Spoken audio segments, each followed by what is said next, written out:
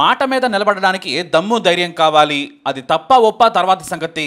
కానీ ఏపీ రాజకీయాల్లో తాను చేసిన ఛాలెంజ్ను స్వీకరించారు ముద్రగడ పద్మనాభం.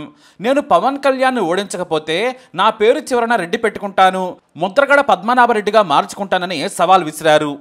మిమ్మల్ని ఓడించి పంపకపోతే పద్మనాభం కాదు, నా పేరు పద్మనాభరెడ్డిగా మార్చుకుంటాను. ఆ సవాల్లో ఓడిపోయారు ముద్రగడ. పవన్ కళ్యాణ్ పిఠాపురం నుంచి భారీ మెజారిటీతో గెలిచారు. ఏకంగా డిప్యూటీ సీఎంగా ప్రమాణ స్వీకారం చేసి బాధ్యతలు చేపట్టారు. ఆ వెంటనే సోషల్ మీడియాలో ముద్రగడ పద్మనాభం మీద ట్రోల్స్ మొదలయ్యాయి. ముద్రగడ నామ మార్పు ఎప్పుడంటూ విపరీతంగా టీడీపీ జనసేన కార్యకర్తలు ట్రోల్ చేశారు. కానీ వారికంటే ముందే తానే పేరు మార్చుకుంటున్నాను, ఇప్పటికే అప్లై చేసుకున్నానని చెప్పారు. పిఠాపురంలో ఓడించి పంపుతాం, ఓడించి పంపకపోతే నా పేరు మార్చుకుంటాను పద్మనాభరెడ్డిగా అని చెప్పడం జరిగిందండి. ఓటమి చెందాను. అన్న మాట ప్రకారంగా నా పేరు పద్మనాభరెడ్డిగా మార్చమని చెప్పేసి గెజిట్ పబ్లికేషన్ కోసం పేపర్స్ అన్నీ రెడీ చేసుకున్నానండి. ఆ తర్వాత నిజంగానే ముద్రగడ పద్మనాభరెడ్డిగా మార్చుకున్నారు ఆయన. ఓ మాట నిజం చెప్పుకోవాలంటే ఆయన లాంటి దమ్మున్న మాట మీద నిలబడ్డ రాజకీయ నాయకుడు తెలుగు రాష్ట్రాల్లో లేరు. గత 50 ఏళ్లలో ఎంతో మంది ఛాలెంజ్లు విసిరారు. వైఎస్ నుంచి కేసీఆర్ వరకు, బాబు నుంచి పవన్ వరకు ఎన్నో సవాళ్లున్నాయి. ఉన్న వాటిలో కొన్ని వారెప్పుడు కూడా సీరియస్ గా తీసుకోలేదు. కానీ ముద్రగడ మాత్రం కాస్త ఆవేశపడ్డారో లేదంటే మాట అన్నాక వెనక్కి వెళ్లొద్దని భావించారా కానీ ఇప్పుడు ముద్రగడ పద్మనాభరెడ్డిగా పేరు మార్చుకున్నారు ఆయన. ఏపీ సర్కారు ఈ మేరకు గెజెట్ కూడా విడుదల చేసింది. వాస్తవానికి మన నాయకులు హామీలు ఇవ్వడం, ఆ తర్వాత తొంగలో తొక్కడం కామనే. అధికారంలోకి వచ్చేందుకు ప్రతి నాయకుడు హామీ ఇచ్చిన వాడే, వాటిని తొంగలో తొక్కిన వాడే. మాట మీద నిలబడ్డ ధర్మరాజు దేశ రాజకీయాల్లో ఎవ్వరూ లేరు. కేవలం మనవి అవకాశవాద రాజకీయాలు మాత్రమే. అయితే ఇక్కడ ముద్రగడ దీన్ని సీరియస్ గా తీసుకొని ఇలా హర్ట్ అవ్వాల్సిన అవసరం లేదు. కాపు బిడ్డగా కాపుల కోసం, కాపు రిజర్వేషన్ల కోసం పోరాడిన ఆయన్ను సొంత కాపు కమ్యూనిటీ వారే ట్రోల్ చేస్తే ఆయన బాగా నొచ్చుకున్నారట పాపం. ఇప్పుడున్న కాపు నాయకులు ఎవరు వారి కులం కోసం పోరాడారు? అంతా ఎమ్మెల్యే కావాలనో మంత్రి కావాలనో వచ్చిన వారే. ఇటు ముద్రగడ ఎమ్మెల్యే అయ్యాక తన సామాజిక వర్గం కోసం పోరాడారు. టీడీపీకి వైసీపీకి వ్యతిరేకంగా ఆయన ఎన్నో పోరాటాలు చేశారు. పేరున్న పెద్ద నాయకులు ఆయనకు తోడు లేకపోవడం, సొంత సామాజిక వర్గంలో యూనిటీ లేకపోవడంతో శిఖరం నుంచి కింద పడిపోయారు ముద్రగడ పద్మనాభం. నిజంగా చెప్పాలంటే కాపు కులానికి ఆయన బ్రాండ్ అంబాసిడర్.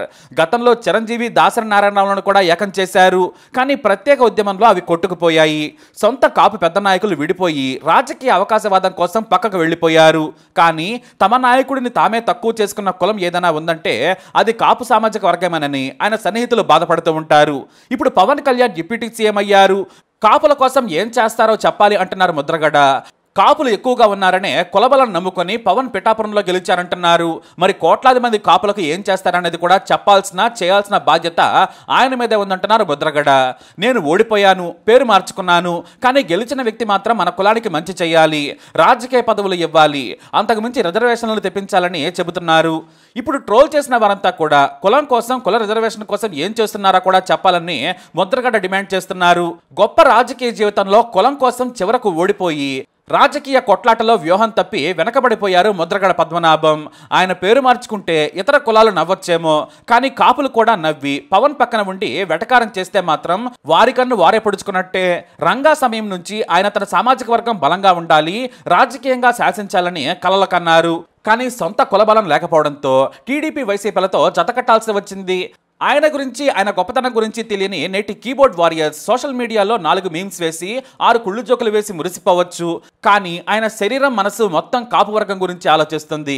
జగన్ పక్కన చేరడంతో విలనయ్యాడు, ఇటు బాబు పక్కన చేరినా విలనే.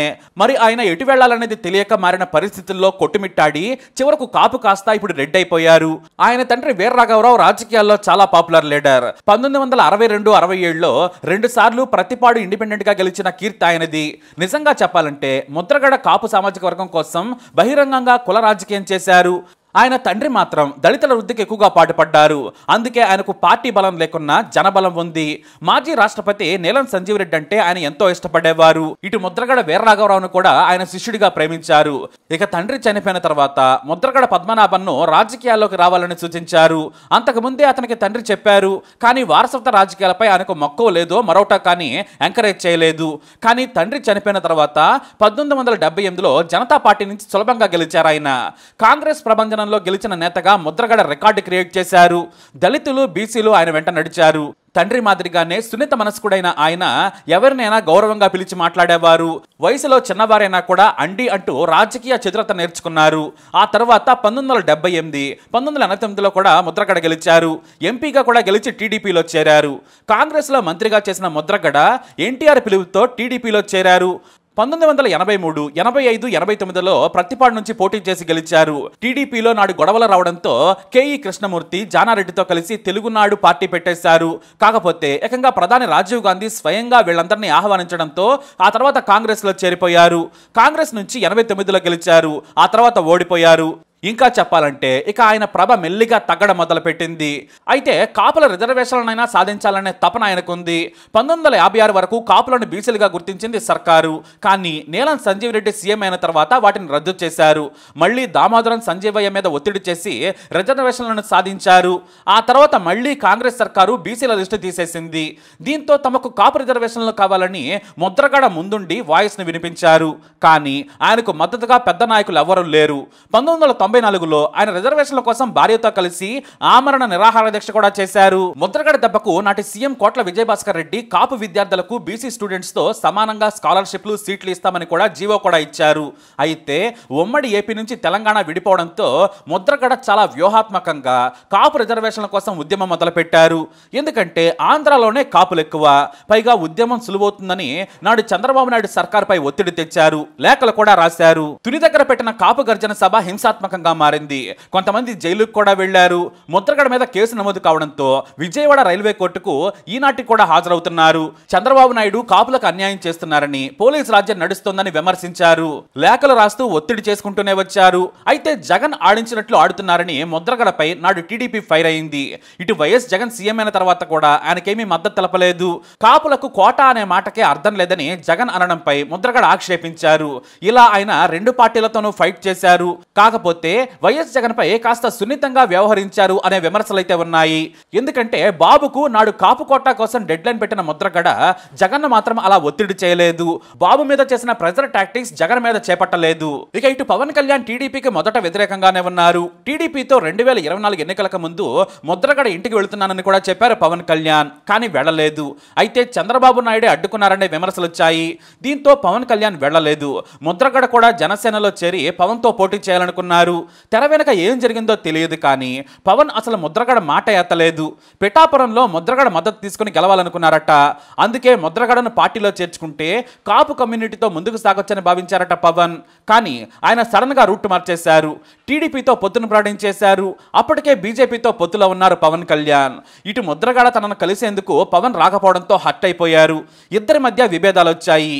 టీడీపీతో ఉండి కనీసం ఎక్కువ సీట్లు తీసుకోవాలని కూడా ముద్రగడ ఒత్తిడి చేశారు. కానీ పవన్ వాటిని పట్టించుకోలేదు. ఇంతలో పవన్ కళ్యాణ్ కాపులు ఎక్కువగా ఉన్న పిఠాపురం ఎంచుకున్నారు.